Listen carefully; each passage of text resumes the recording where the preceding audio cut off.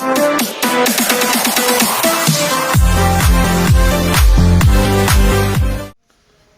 وقتا پیش میاد شاگردا از ما سوال میپرسن استاد چرا ما نمیتونیم یک تکنیک رو بزنیم؟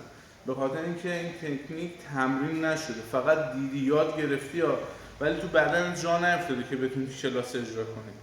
پس برای یادگیری تکنیک به صورت حرفه‌ای باید روزی چندین مرتبه این تکنیک رو انجام بدیم. محمد آقا بیا.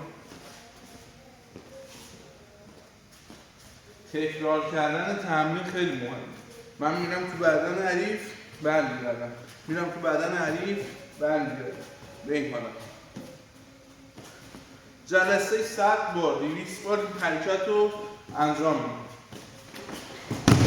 وقتی که کامل تو بدن جا افتاد میتونی تکنیک رو درست انجام بدی. یه بار دیگه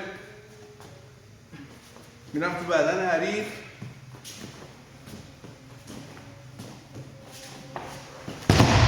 تکنیک هم رو اجرا.